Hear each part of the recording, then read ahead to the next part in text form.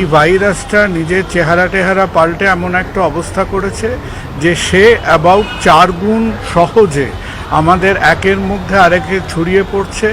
আর মোটামুটি যেটা দেখা গেছে যে তার আমাদের মর্টালিটি বা আমাদের খুব খারাপভাবে অসুস্থ করা, ব্যাড হসপিটালাইজেশনের রেট ইজ অ্যাবাউট 1/4। এইটা দেখা গেছে।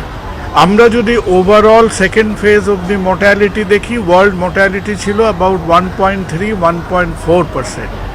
এখন যারা অলরেডি এই অমিক্রনের ধাক্কাটা সামলেছে তাদের ওখানে মর্টালিটি যাচ্ছে অ্যাবাউট 0.3-0.2%। তার মানে অনেকটা কম। তাহলে অনেকেই জিজ্ঞেস করছেন যে ডাক্তাররা এই ভিড় ভাট্টা, ইলেকশন, গঙ্গাসাগর, পার্ক স্ট্রিট এইসব নিয়ে এত কেন তারা চিন্তিত? আমরা চিন্তিত একটাই কারণ সেই অঙ্কটা মনে রাখবেন যে 4 দিয়ে 1/4কে গুণ করলে উত্তরটা হয় 1। তার মানে আমাদের যা হাসপাতাল আছে, যা বেড আছে, তার ওপর আমরা একটা অল্প সময়ের মধ্যে একটা বিরাট চাপ আমরা চাইছি না। সেটা অক্সিজেন সমেত হোক, অক্সিজেন ছাড়া হোক। উই ডু নট ওয়ান্ট যে আবার রাস্তাঘাটে সরকারি হাসপাতালে, প্রাইভেট হসপিটালে লোকেরা ছুটে বেড়াবে। We don't want that.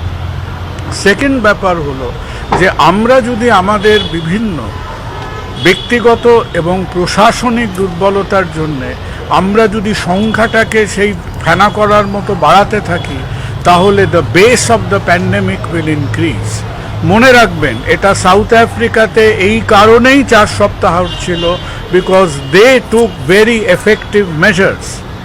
আমরা যদি অসাবধান হই, আমরা যদি ভিড় বাড়াই, আমরা যদি পাবলিক গ্যাদারিং তৈরি করি, তাহলে the starting base of the pandemic এক্সপ্যান্ডস।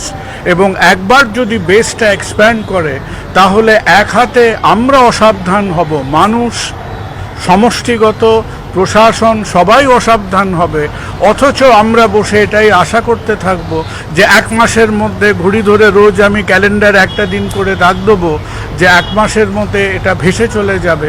না, এটা হবে না। হ্যাঁ, যে এটা রবীন্দ্রনাথের লেখা গান নয়, আমার প্রাণের পরে ভেসে গেল কে, বললে হবে না। তার বেসটা আমরা বাড়ালে সে আমাকে আরও বেশি দিন জ্বালাতন করবে, যেটা আমরা কেউ চাই না। So please be careful, that is one point. নমস্কার। প্রায় সপ্তাহখানেক বাদে আবার আমার সাথে আপনাদের কথাবার্তা। তো একটা কথা ব্যবহার করতে প্রায় মুখে চলে এসেছিল, কিন্তু যে আমাদের দুয়ারে সরকারের মতো যে দুয়ারে সমস্যা, তারপর একটু ভেবে দেখলাম যে সমস্যাটা এখন আর দুয়ারে নেই, সমস্যাটা এখন ঘরের ভেতরে হয়ে গেছে। তাহলে দুয়ারে সমস্যা বললেও সমস্যাটাকে হয়তো একেবারে পরিষ্কারভাবে বলা হবে না। যে কোনো জিনিস আপনাদের সাথে খোলা মনে আলোচনা করার আগে প্রথম কথাটা হলো, প্লিজ আতঙ্কগ্রস্ত হয়ে ডু নট প্যানিক। আপনারা অতিষ্ঠ, আমরা ক্লান্ত। আমরা বলতে এই যে আমরা ডাক্তার, নার্স, প্রতিটা হাসপাতালের স্বাস্থ্যকর্মীরা, আমার চেয়ে প্রায় অর্ধেক বয়সের ছেলেমেয়েরা যারা 2.5 বছর ধরে কাজ করে চলেছে, তারা ক্লান্ত। আর আপনারা মানসিকভাবে আপনারা খানিকটা ক্লান্ত, আপনারা ফেড আপ। আপনারা অনেকেই গত 2 বছরের মধ্যে আপনাদের চোখের সামনে দিয়ে পরিবারের মধ্যে, একেবারে ঘরের মধ্যে নানান রকম বিপর্যয়ের সম্মুখীন হয়েছে। সুতরাং সমস্যাটা যে কি এবং সমস্যাটা যে লাগাম ছেড়ে দিলে কতটা আমাদের উপর নিষ্ঠুর হতে পারে, সেটা নিয়ে বারবার পুনরাবৃত্তি করার দরকার নেই। কোনো রকম রাগঢাক না করে let us accept the fact যে আমাদের এখন এই সংখ্যাটা বাড়ছে। আমরা সংখ্যায় দেখতে পাচ্ছি, রাজ্যের সংখ্যায়, শহরের সংখ্যায়, দেশের সংখ্যায় দেখতে পাচ্ছি। And in whatever way, যেভাবেই আমরা এটাকে অ্যাকসেপ্ট করতে চাই, we are in the middle of another wave. ভারতবর্ষে আমরা যেভাবে এই ওয়েভগুলোকে গুনেছি, তাতে আপনি এটাকে থার্ড ওয়েভ বলতে পারেন। তো এখনো অবধি ধরুন আমরা যদি মনে করি যে আনঅফিশিয়ালি ভারতবর্ষে মনে করা হচ্ছে যে ক্রিসমাসের ঠিক কয়েকদিন বাদ থেকে 26-27 তারিখ থেকে এই থার্ড ওয়েভ আমাদের আবার একটা প্রবলেম ক্রিয়েট করতে শুরু করেছে। তার মানে 27 তারিখ থেকে শুরু করলে আজকের দিনে জাস্ট অ্যাবাউট 7 দিন হয়েছে। এই 7 দিনে আমরা কি দেখলাম? এই 7 দিনে আমরা দেখলাম যে আমাদের চোখের সামনে দিয়ে ইনফেকশনের স্কোর বোর্ডটা, অর্থাৎ কত লোকের আরটিপিসিআর পজিটিভ হচ্ছে, এই সংখ্যাটা বেশ লাফিয়ে লাফিয়ে লাফিয়ে লাফিয়ে বাড়ছে। আমরা যখন মাপামাপি করি আমরা একটা জিনিস মেজার করি যেটাকে বলে কেস ডাবলিং টাইম। আর কেস ডাবলিং টাইম বর্তমানে দাঁড়িয়ে রয়েছে অ্যাবাউট 2 to 3 ডেজ, যেটা ডেল্টার ক্ষেত্রে ছিল প্রথম দিকে 2 to 3 ডেজ ডেল্টার ক্ষেত্রে ছিল। তারপর কেস ডাবলিং টাইম যত এই ইনফেকশনের গরমটা কমতে থাকে, ঝাঁঝটা কমতে থাকে, তত কেস ডাবলিং টাইমটা বাড়তে থাকবে। তো এখন এর মধ্যে যথেষ্ট ঝাঁঝ আছে, এর লাফিয়ে লাফিয়ে বেড়ে যাওয়ার যথেষ্ট উৎসাহ আছে। সুতরাং এটা অ্যাকসেপ্টেড যে আমরা দেখব সংখ্যাটা বাড়ছে। বাট কিন্তু সব খেলা তো এক খেলা নয়। হ্যাঁ, কোনো খেলাটা নরম বলে খেলা হয়, কোনো খেলাটা শক্ত বলে খেলা হয়। এই খেলাটারও কিন্তু ভাইরাস যেরকম তার প্রকৃতি, তার স্ট্রাকচার, তার আরএনএ ডিএনএ, তার ভেরিয়েশন হয়েছে। আমরা এই 7 দিনের মধ্যেই আমাদের দেশে দেখতে পাচ্ছি যে it has changed it's clinical nature. কি কি চেঞ্জ করেছে? যে তাড়াতাড়ি ছড়াচ্ছে।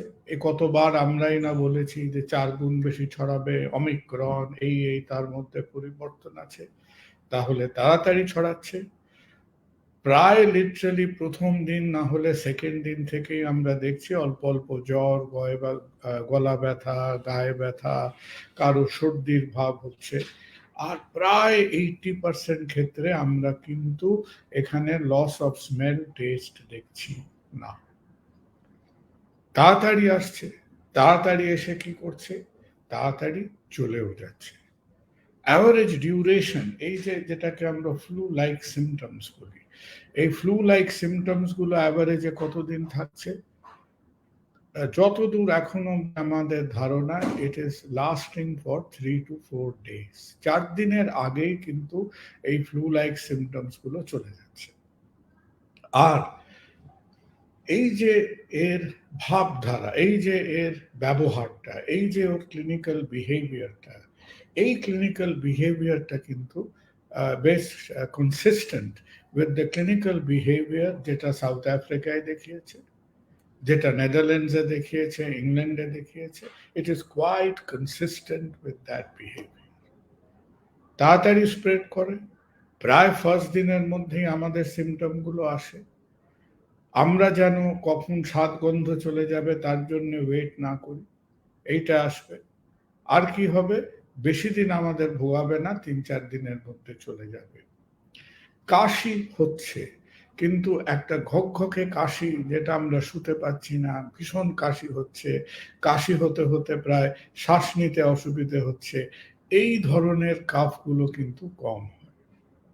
আগেও আপনাদের বলেছি যে কেন এগুলো কম হয়, কারণ এই ভাইরাসটা আমাদের এই নাক মুখের পোর্শনটা, যেটাকে আমরা ওরোফ্যারিংস বলি, এবং আমাদের শ্বাস নালীর জায়গাটায় বেশি থাকে, লাংসের মধ্যে এটা ঢোকে না।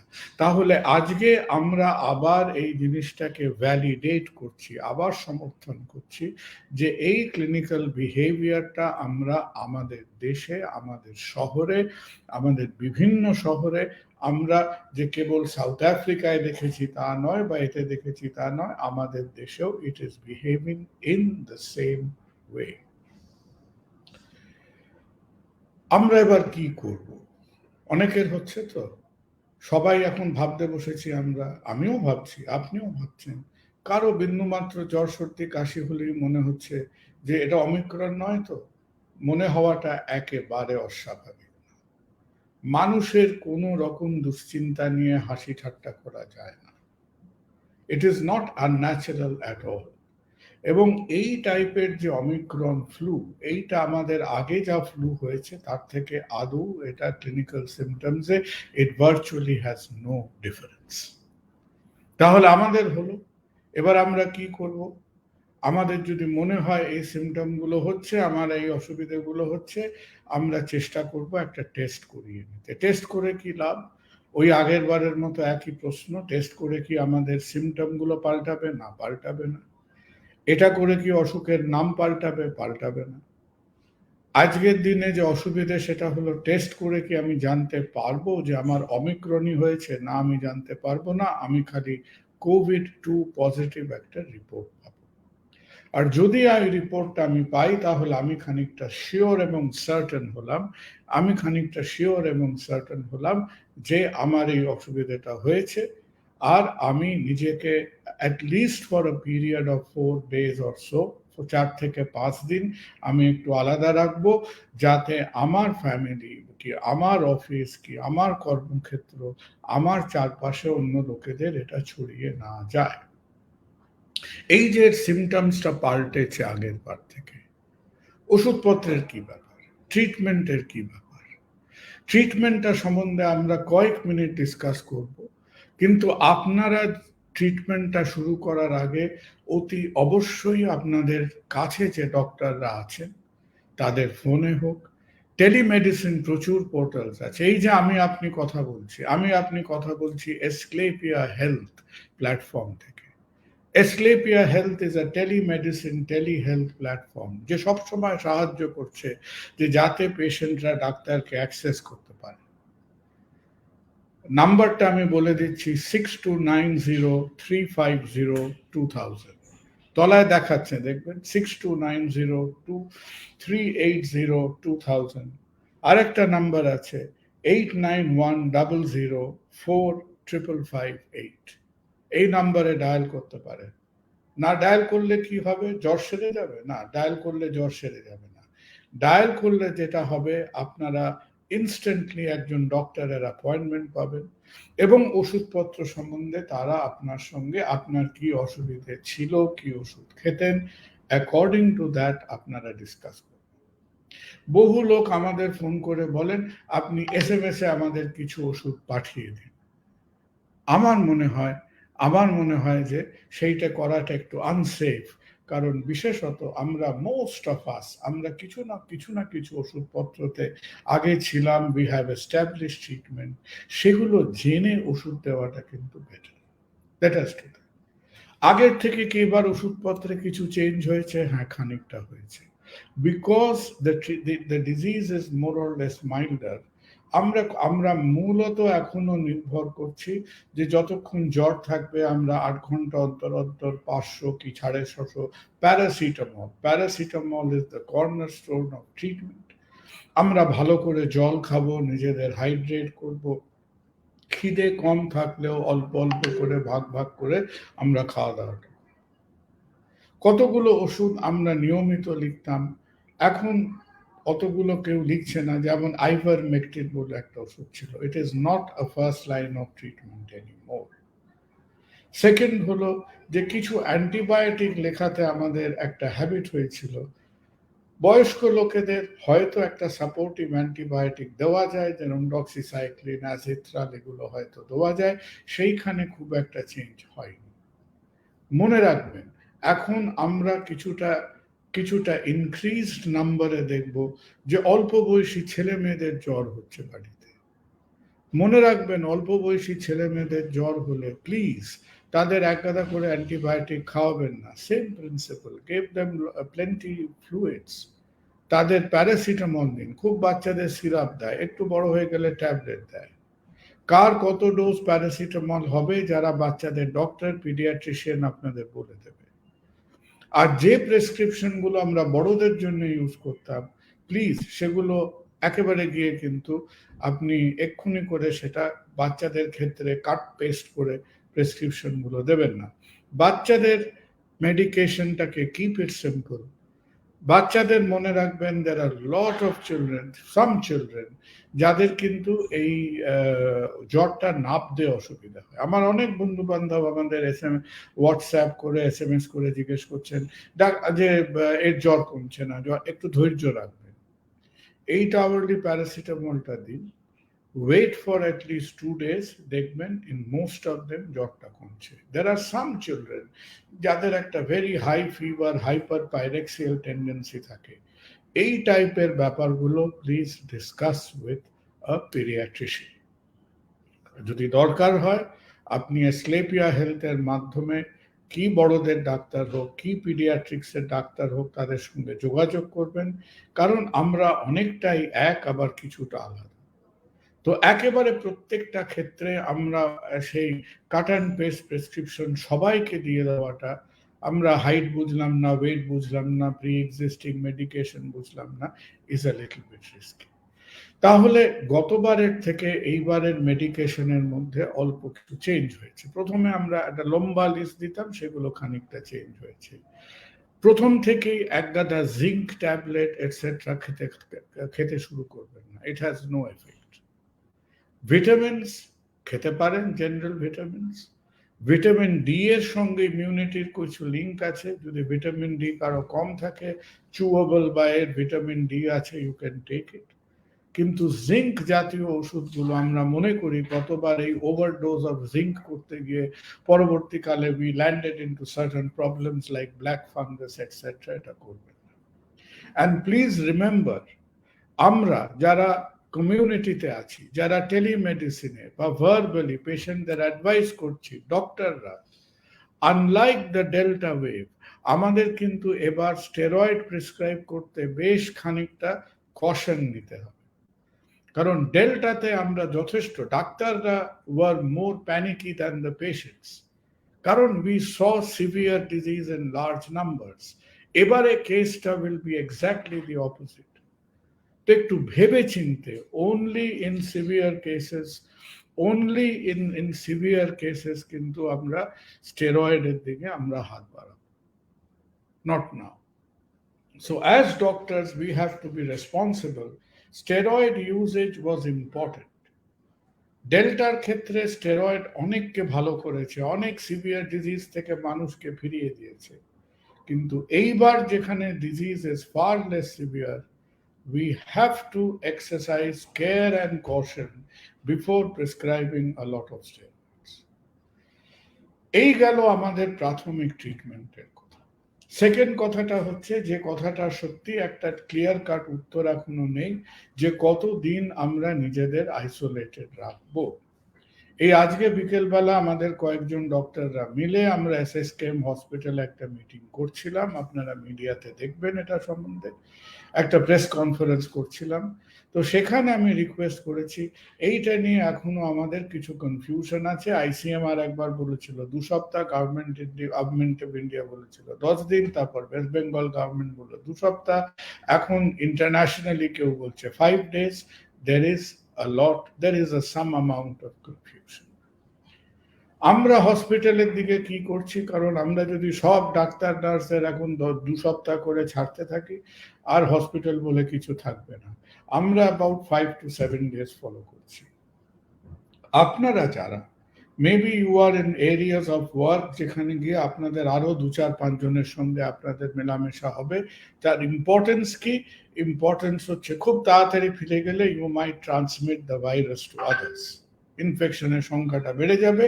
So I think the safe limit to follow at the moment is 1 week, কারণ অমিক্রন এখনো 1 week-এর পরে যারা আইসোলেশন থেকে ফিরছে তাদের ক্ষেত্রে খুব একটা কিন্তু যে লং ড্রন, ডেল্টার ক্ষেত্রে প্রচুর ঝামেলা হতো, লোককে 2 সপ্তাহ পরে টেস্ট করা যাচ্ছে তখনও পজিটিভ আসছে। বাট সো ফার আমরা তো আমাদের দেশ থেকে এখনো সমস্ত এক্সপিরিয়েন্স এখনো পাইনি, because the disease is only 7-day old in India at this point of time. But roughly আমরা যদি একটা 1 week isolation ফলো করি, that will be standard. গতকাল থেকে একটা কনফিউশন এবং খানিকটা ডিবেট বা খানিকটা কি বলবো, খানিকটা আলোড়ন হচ্ছে ডাক্তারদের মধ্যে। জেনারেল ডাক্তাররা যতটা জানে, এখন আপনারা অনেকেই এই কোভিড কনভারসেশন গুলো ফলো করেন, many of you know as well, and rightly so. কে বলেছে কেবল ডাক্তারদের জানার অধিকার আছে? You have the equal power and right to know every detail. কনফিউশনটা কি নিয়ে? না, কনফিউশনটা হলো যে অ্যান্টিবডি ককটেল। অ্যান্টিবডি ককটেলটা খুব অ্যাট্রাকটিভ টার্ম, শুনলে মনে হয় যে, আমি কখনো ককটেল খাইনি, জানি না, শুনলে কেরম একটু উপাদেয় টেম্পটিং মনে হয়, তার সঙ্গে অ্যান্টিবডি। এই ডোনাল্ড ট্রাম্প যখন অসুস্থ হয়েছিলেন তখন এটা প্রথম লাইমলাইটে আসে, এবং পরবর্তীকালে what is an antibody cocktail doing, আমাদের কোনো ইনফেকশন হলে শরীরে অ্যান্টিবডি তৈরি। সুতরাং আমি যদি কারো শরীরে এনাফ কোভিড ভাইরাস ঢুকিয়ে দিই, তার শরীরে এনাফ অ্যান্টিবডি তৈরি হবে, এবং আমি যদি চাই তাড়াতাড়ি আমার অ্যান্টিবডি গুলো একেবারে পাঞ্জা লড়ে আমার শরীরে যে ভাইরাসটা ঢুকেছে তাকে অ্যাট অ্যান ইনিশিয়াল স্টেজ সেটাকে সে একেবারে কবজা করে ফেলুক, তাহলে আমাকে অ্যান্টিবডি হেল্প করবে। এক্স্যাক্টলি এই চিন্তা ভাবনা নিয়েই ফর অলমোস্ট 1 ইয়ার আমরা প্লাজমা থেরাপি করেছিলাম। Plasma therapy was the same thing. Plasma কেন দেওয়া হতো? কেউ ব্লাড ডোনেট করতো, তার থেকে প্লাজমাটা সেপারেট করতে হতো। কেন করতাম? কারণ প্লাজমায় অ্যান্টিবডি ছিল। সেই প্লাজমাটা একজন এফেক্টেড পেশেন্টকে দেওয়া হতো। কেন দেওয়া হতো? কারণ ইন দ্য বিলিভ যে সেই অ্যান্টিবডি গুলো তার ভাইরাসটাকে অকেজো করে ফেলবে। But plasma therapy did not work to that extent. one of the reasons plasma therapy কাজ করেনি সেটা হলো প্লাজমা কম্পোনেন্টের মধ্যে আমাদের অ্যান্টিজেন ছাড়াও অনেক কিছু কম্পোনেন্ট থাকে, যার জন্য হয়তো তার এফেক্টটা যতটা আশা করা গেছিল ততটা হয়নি। এবার রিজেনেরন বলে একটা কোম্পানি যখন আমাদের দেশে ইন্ডিয়াতে specially around June July of last year যখন কিনা সেকেন্ড ওয়েভটা একটু নিচের দিকে নামছে, তখন তারা এই একটা ল্যাব ম্যানুফ্যাকচার্ড অ্যান্টিবডি তৈরি করলেন, ওই একই এফেক্ট যেটা আমাদের ইন্ট্রাভিনাস ইনজেকশন হিসেবে দিলে তাড়াতাড়ি কিনা ভাইরাসটাকে সে সাপ্রেস করে দেবে। কিরকম রেজাল্ট হয়েছিল? ডেল্টার ক্ষেত্রে রেজাল্টটা খুব একটা খারাপ হয়নি। আমরা ফ্রম জুন জুলাই অগস্ট যখন ওয়েভটা নামতে শুরু করলো, অবভিয়াসলি আমাদের দেশে তখন অত পেশেন্ট ছিল না, সুতরাং আমরা যে একেবারে bundle at the time of the second আমাদের পিক সেকেন্ড ওয়েভে রিজেনারেশন থেরাপি ওইভাবে এফেক্টিভ হয়নি, because it was not there. And by the time আমাদের ইন্ডিয়াতে অ্যাভেলেবল হলো তখন second wave was a short wave, second wave by the time কমে এসছে। So the doctors did not get an opportunity to try out a whole lot of monoclonal therapy. এইবার যখন আবার জিনিসটা উস্কাচ্ছে, আবার যখন নাম্বারগুলো বাড়ছে, তখন ডাক্তারদের মাথায় একটা চিন্তা আছে যে আমরা তো প্রথম দিন থেকেই অমিক্রন দেখব না, আমরা প্রথম দিকে একটা মিক্সচার দেখব, খানিকটা ডেল্টা থাকবে, খানিকটা অমিক্রন থাকবে। তাহলে ডেল্টা যাদের ইনফেকশন হয়েছে তাদের এখনো ডেল্টা তার হিংস্র চেহারাটা দেখাতে পারে, সুতরাং এদের মধ্যে যারা এল্ডারলি, হাই রিস্ক পেশেন্ট, অন্যান্য অসুবিধা আছে, তাদের যদি ডেল্টা হয়েছে এই মনে করে যদি আমি মনোক্লোনালটা দিই তাহলে তার কাজ হতে পারে। কিন্তু ডেল্টা না হয়ে যদি ওমিক্রন হয় তাহলে কি হবে?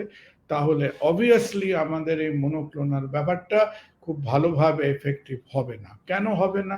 বিকজ আপনারা সবাই জানেন ওমিক্রন নিজেকে এতটাই চেঞ্জ করে নিয়েছে যে ওমিক্রন ঠিক যেভাবে ভ্যাকসিনের প্রথম বেড়াটা সে অ্যাভয়েড করে, in the same way say dribbling করে বেরিয়ে যাবে, অ্যান্টিবডি গুলো তাকে ইনিশিয়াল স্টেজে আটকাতে পারবে না। অ্যান্ড দিস হ্যাজ বিন শোন ইন ক্লিনিক্যাল রেজাল্টস। তার মানে সহজ কথায় ব্যাপারটা দাঁড়ালো যে antibody cocktail is a good treatment for delta, antibody cocktail is not a useful treatment for Omicron.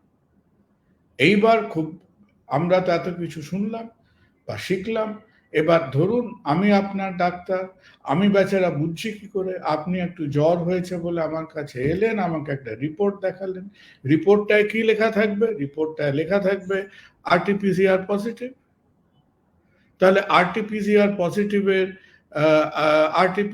Positive থাকলে আমি তো আর কিছু জানতে পারছি না।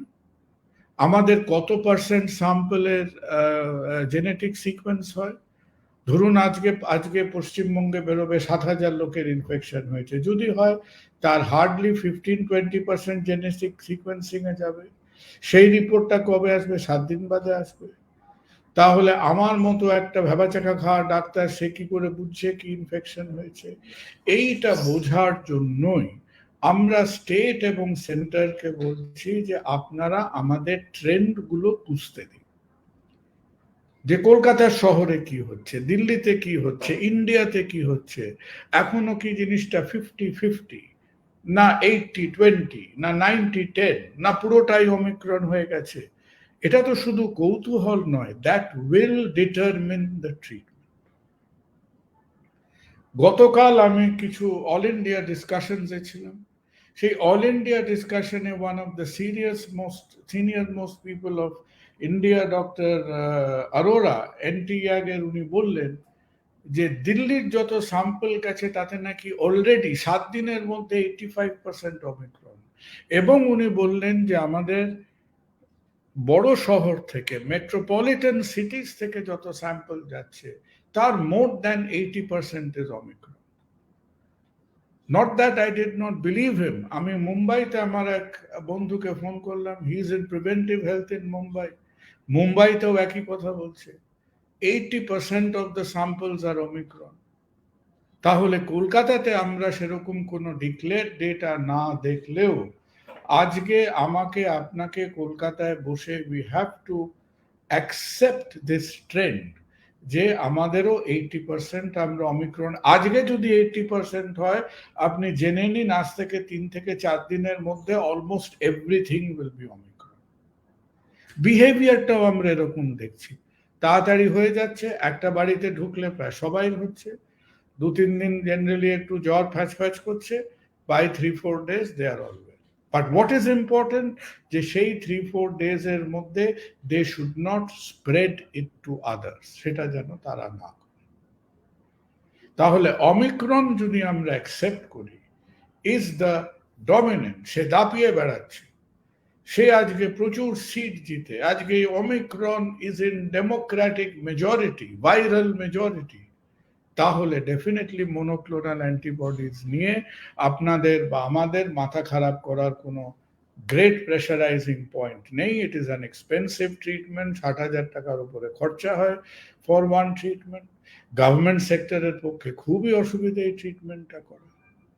আর আমরা এই যে অন্ধকারে কি করে হাঁটেন, অন্ধকারে গেলে প্রথম জিনিসই হচ্ছে হাতে একটা আলো থাকে, একটা টর্চ থাকে।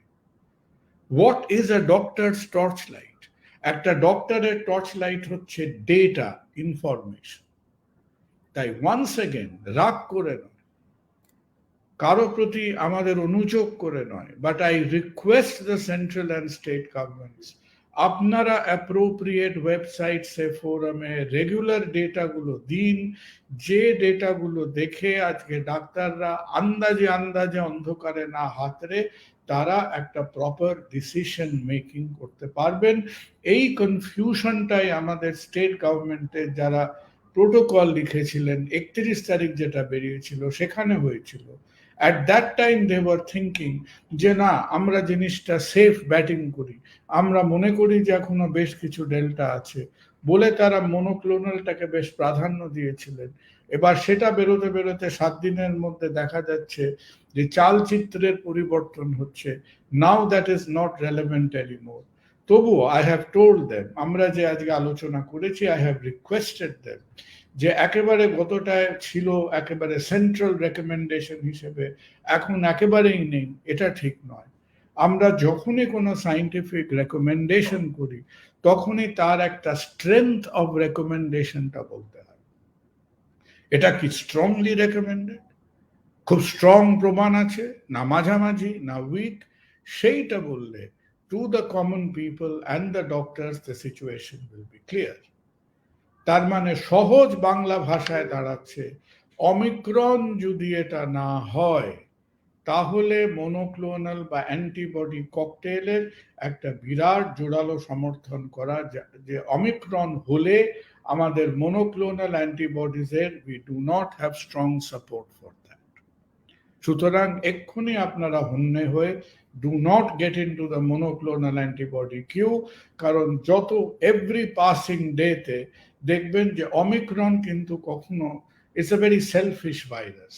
অমিক্রন কখনো অন্য ডেল্টার সঙ্গে সে, ভাই এটা তোমার 50 আমার 50, সে আজ অব্দি কোনো দেশে বলেনি। সে একবার গেলে it replaces the previous population. Omicron যখন ট্রান্সমিট করবে সে ডেল্টাকে রিপ্লেস করবে। First point. তাই যারা আমাদের প্রোটোকল লিখেছেন তারা রিভাইজ করেছেন, which is a good thing. তাদের উপর মিথ্যে মিথ্যে এক ঝুড়ি রাগ করে কোনো লাভ নেই। মলনুপিরাভির বলে একটা ওষুধ বেরিয়েছে, যেটা কিনা অফ লেট আমরা দুটো ওষুধের নাম জানি, একটা মলনুপিরাভির মার্ক কোম্পানির আর একটা ফাইজারের প্ল্যাক্সোভিড। দুটোই অ্যান্টিভাইরাল বলা হচ্ছে, এই দুটো দিলে ভাইরাসটাকে আমরা তাড়াতাড়ি খতম করতে পারব। মলনুপিরাভির কাজ দেখিয়েছিল, আবার একই গল্প, ডেল্টা স্ট্রেনে ভালো কাজ দেখিয়েছিল, অমিক্রনে তার রেজাল্টটা কিছুটা মেরে। তো একটা বোধহয় 8খানা ট্যাবলেট রোজ খেতে হয়, 5 দিন ধরে খেতে হয়, 40টা ট্যাবলেটের একটা কোর্স, 3000 টাকা 5000 টাকার মতো পড়বে। সেটা কারো কাছে বড় কথা হতেও পারে, কিন্তু is it a magic drug? Is molnupiravir a magic drug, যেটা দিলে পরেই আমরা একেবারে সাফ করে দিচ্ছি অমিক্রনকে? The answer is no, it is not a magic drug. কারণ অমিক্রন, আবার একই কথা, এই অমিক্রনের ভেগ পাল্টানোর পরে মলনুপিরাভিরও কিন্তু খানিকটা সে ধাঁধার মধ্যে আছে। আরেকটা ড্রাগ আছে প্ল্যাক্সোভিড বলে, যেটা কিছুদিন বাদে আসবে ফাইজারের, তার রেজাল্টস খানিকটা বেটার অন অমিক্রন। আর এই যে অ্যান্টিবডি ককটেল নিয়ে আমরা বলছি, আর একটা ইউশিল্ড বলে একটা অ্যান্টিবডি ককটেল আসতে চলেছে, যে অ্যাস্ট্রাজেনেকা বার করবে, that is more effective against Omicron. কিন্তু প্রশ্নটা হলো 99% ক্ষেত্রে যদি সেটা একটা ফ্যাঁচে জ্বর সর্দি কাশির মতো হয়, যেটা 3 দিনে ঠিক হয়ে যাচ্ছে, আমরা কি আমাদের দুবার কেন, আমাদের 20 বার ভেবে দেখতে হবে যে সেখানে আমি 60-70 হাজার টাকা খরচা করে, হতে পারে অত্যাধুনিক, কিন্তু ওই মশা মারতে কামান দাগার মতো সেখানে 60-70 হাজার টাকা খরচা করে আমি একটা মনোক্লোনাল নেব কি না, that is a question. So this clarifies the situation, যে কেউ আমাদের বলে দিল আর আমরা হন্যে হয়ে চারদিকে ঘুরতে থাকলাম, আমরা হঠাৎ লাখ লাখ টাকা, হাজার হাজার টাকা, কেউ আমি এই ট্যাবলেটটা এখান থেকে জোগাড় করেছি বলে দিয়ে দিল। প্লিজ মাথা খারাপ করবেন না, আমরা প্রত্যেকে একটা চিন্তার মধ্যে আছি। মানুষ কখনো ঝড়ের মধ্যে দাঁড়িয়ে একেবারে একটা স্মিত হাসিতে হাসতে পারে না, চিন্তা সবার মধ্যে থাকবে। But we have to act with reason and think. তার মানে ওয়েদার এটা মনোক্লোনাল ককটেল নিয়ে বা মলনুপিরাভির নিয়ে এক্ষুনি একটা হুন্নে হয়ে চারদিকে ঘুরে বেড়াবার কোনো দরকার নেই। ক্ষেত্র বিশেষে যদি আপনার ডক্টর আপনাকে বলেন যে আপনার এই এই লক্ষণ দেখে, but these are the factors because of which somebody is a high risk patient, আমি এই ওষুধটা দিতে চাইছি, please leave it to the doctor's decision. কিন্তু সবাই একেবারে সেই দুধের বিকল্প লাইন দেওয়ার মতো আমরা মনোক্লোনালের জন্য লাইন দিয়ে ফেললাম। That is simply not necessary today. More than 99% people তারা 3 দিনের মধ্যে ভালো হয়ে যাবেন, সুতরাং সেই দিকে প্যানিক করবেন না। আর এই চেঞ্জ ইন প্রোটোকল এগুলো মাঝে মধ্যে আসবে, that should not upset you or me. ব্যাপারটা কোথায় গিয়ে দাঁড়ালো? ব্যাপারটা দাঁড়ালো আমরা সেই জ্বরের ওষুধ প্যারাসিটামল যথেষ্ট জল খাবো, একটু বয়স্ক লোক খেলে, অ্যাডাল্ট হলে তার একটা সাপোর্টিভ অ্যান্টিবায়োটিক ইউজ করতে পারেন। অল্প বয়সীদের, ছেলে মেয়েদের, বাচ্চাদের হলে পরে প্লিজ তাদের ফটাফট বড়দের অ্যান্টিবায়োটিক দেবেন না, স্পিক টু আ ডক্টর। কোন কোন সাইনগুলো দেখলে আমরা চিন্তা করব? জ্বর কমছে না, 2 দিন 3 দিন হয়ে গেছে, কাশি বাড়ছে, কারো কারো ক্ষেত্রে আমাদের অক্সিজেন স্যাচুরেশন ওঠানামা করছে। অক্সিজেন স্যাচুরেশনের অ্যাকসেপ্টেড লিমিট কত? About 94 to 95%। এই সাইনগুলো, দ্যাট হ্যাজ নট চেঞ্জড। আগের বারেও আমরা যে সাইনগুলো দেখলে চিন্তিত হচ্ছিলাম, এবারেও আমরা সেই সাইনগুলো দেখলে আমরা চিন্তিত। চিন্তা হলে কি হবে? চিন্তা হলে আমাদের তাড়াতাড়ি আমাদের কাছে হসপিটালে গিয়ে দেখতে হবে যে তাদের একটা ডক্টরকে দিয়ে তাকে অ্যাসেস করাতে হবে।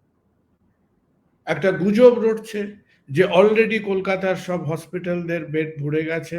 না, হসপিটালের বেড ভরেনি। আপনি যদি স্টেট ওয়াইজ চিন্তা করেন, আমাদের স্টেটে যত বেড আছে, আমাদের হসপিটালাইজেশন রেট কত অ্যাট দ্য মোমেন্ট? 6%, 5 to 6%। 100 জনের মধ্যে 5 থেকে 6 জনের হসপিটালে যাওয়ার দরকার হচ্ছে, আর মোস্ট অফ দেম তারা ওয়ার্ডে থাকেন। আগের বার 2 সপ্তাহ করে থাকতে হয়। এই যে 7 দিনে আমরা দেখলাম more than half the patients তারা ডিসচার্জ হয়ে যাচ্ছে 3 দিন 4 দিনের মাথায়। তাই প্রয়োজন না থাকলে, কোনো অ্যালার্মিং সিমটমস না থাকলে, একেবারে পজিটিভ রিপোর্ট এলে সবাই চিন্তিত, আমরা কেউ আপনাদের দুশ্চিন্তাটাকে আমরা মিনিমাইজ করছি না। But you do not have to rush to the hospital. If you are okay, বাড়িতে থাকুন, either with telemedicine or in person, be in contact with the doctor, ভালো থাকবেন, ঠিক থাকবেন। এই 5 to 6% হসপিটালাইজেশন আবার দেখবেন, এটা একটা অঙ্ক পরীক্ষার মতো, যা হয় দেশের সব শহরে একরকম হয়।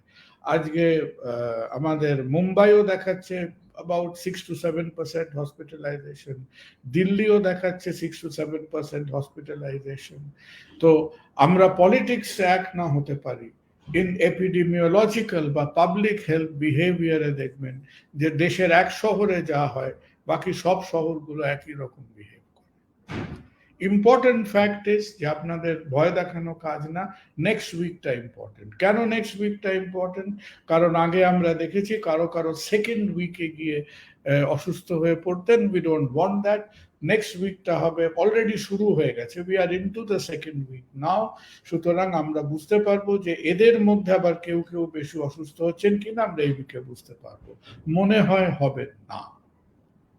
তাহলে আমরা নিজেদের জ্বর টর হলে একটু আইসোলেট করব, টেস্ট করাবো, ওষুধপত্রগুলো শুরু করব।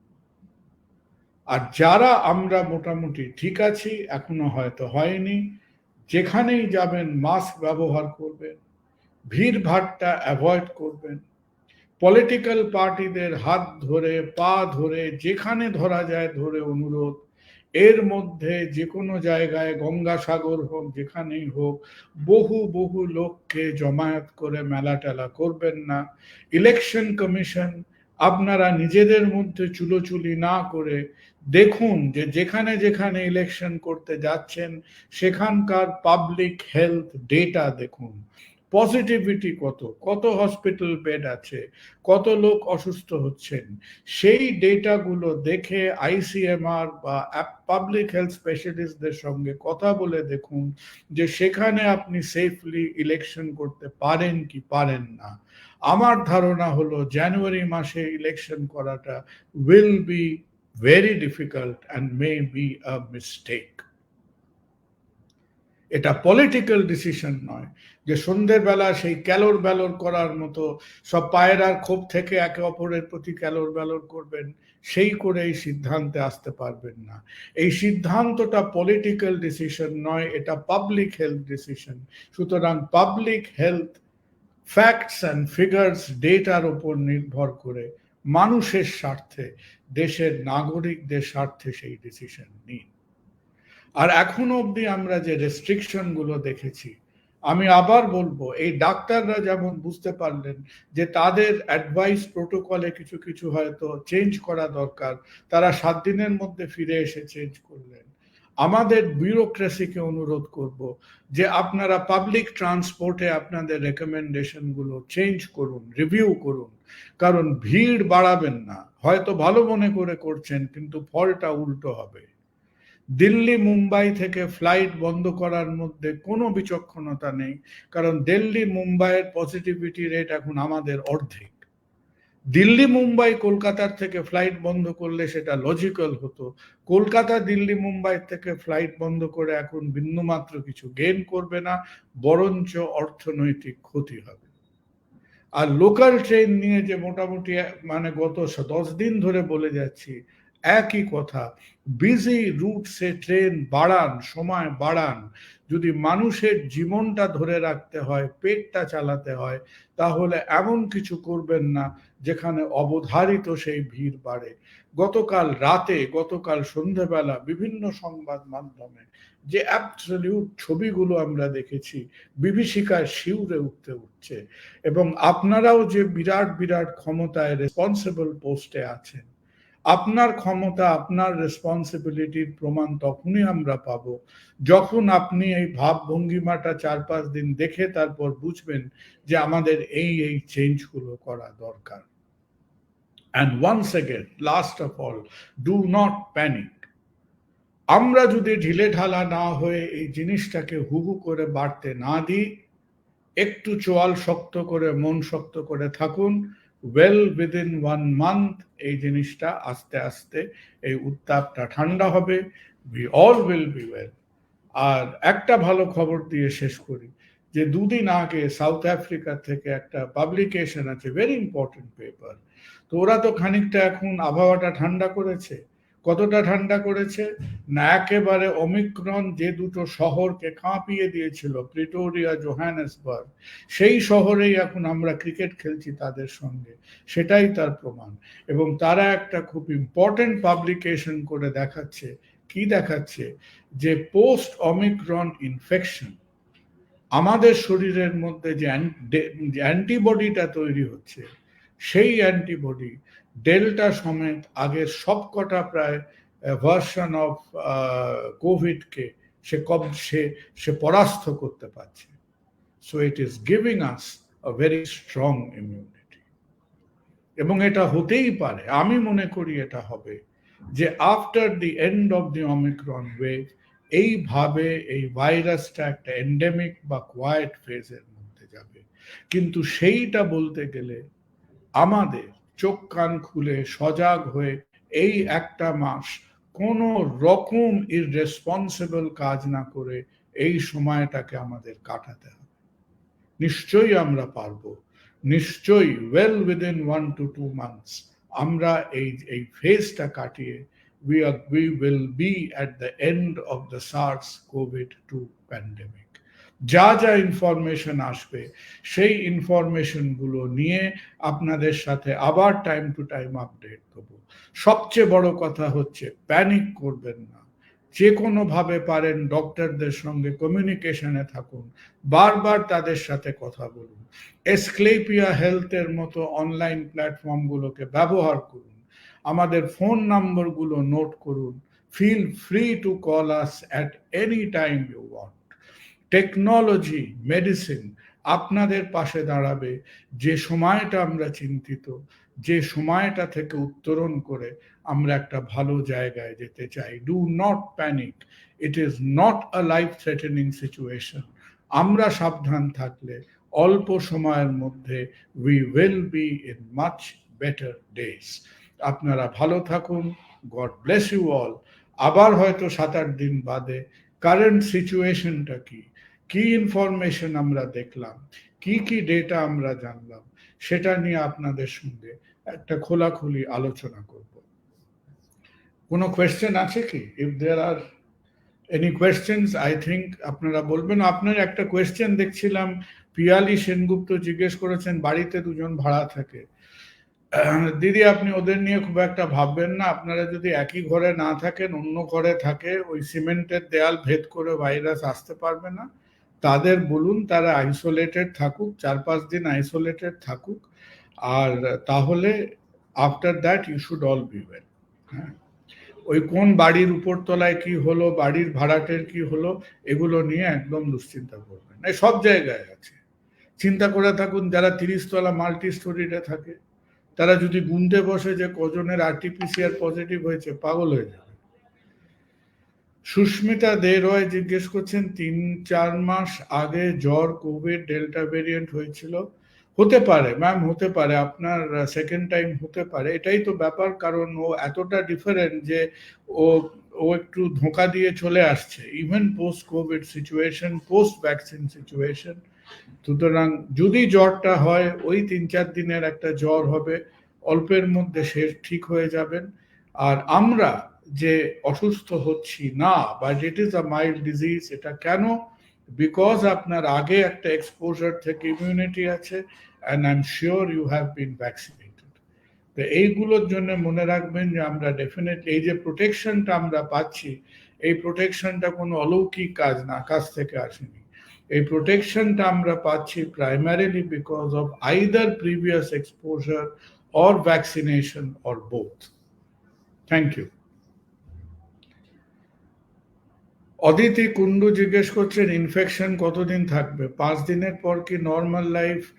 মা দেখুন, যেটুকু কাজকর্ম হয় করবেন, হ্যাঁ এই সময়টা খুব একটা এমনি মেলামেশার, কারণ আপনি হয়তো 5 দিনে ঠিক হয়ে মেলামেশা করবেন, যার সঙ্গে মেলামেশা করবেন তার কি ব্যাপার আপনি জানেন? আপনি জানেন না, কারণ আপনি 5 দিন আইসোলেটেড ছিলেন, আপনি জানেন না চারিদিকে কি হচ্ছে। সুতরাং যেটুকু বাড়ির মধ্যে করতে হয় করবেন।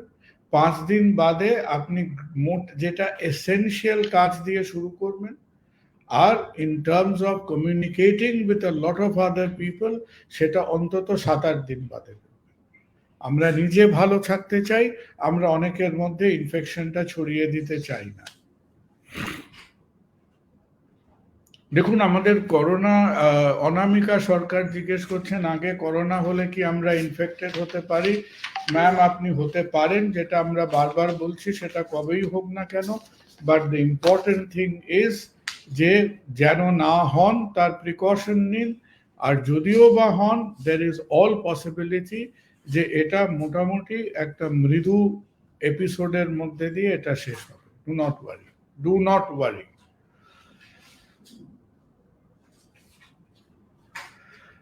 অনির্বাণ কুণ্ডু বলছেন মলনুপিরাভির কি নেওয়া যাবে কোভিড পজিটিভ মাইল্ড কেসে?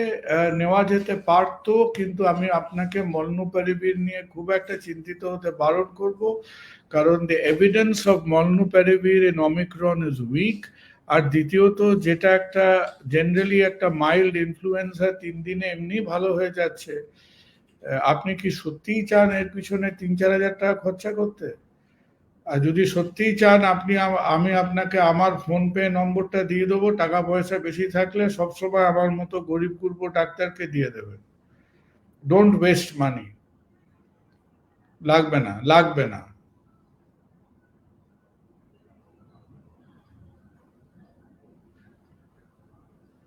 ও এটা খুব ইন্টারেস্টিং কথা। অনিতা ভট্টাচার্য বলছেন যে আপনি কাউকে এটা বলেছিলেন মাস্ক পরতে, সে উল্টে আপনাকে জ্ঞান দিয়ে বলেছে সারা ইউরোপ ইস্তানবুল ঘুরে এসছে। তো হ্যাঁ এটাই তো কথা না, ইংল্যান্ড 2 বছর ধরে 1.5 বছর ধরে মাস্ক পরেনি, তারপর এখন যা হুড়োটা খেয়েছে তাতে পুরো আর্মি নাবাতে হয়েছে।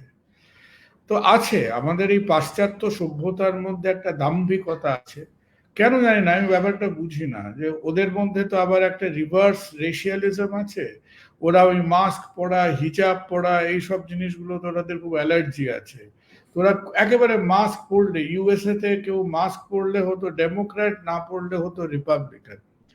এবং ভেরি স্যাড যে আমরা যে শুধু ডেভেলপিং কান্ট্রিজের লোকেরা খেসারত দিয়েছি তা না, মানে অ্যাডভান্স দেশেরাও খেসারত দিচ্ছে। কালকে আমেরিকায় 6 লক্ষ কেস হয়েছে, যদি মাস্ক পরাটা হ্যাবিট করতো অনেক কম ভুগতে হতো। 6 লক্ষ কেস হয়েছে, দিনে 2000-3000 করে লোক মারা যাচ্ছে, তাও তারা মাস্কও পরবে না, ভ্যাকসিনও নেবে না।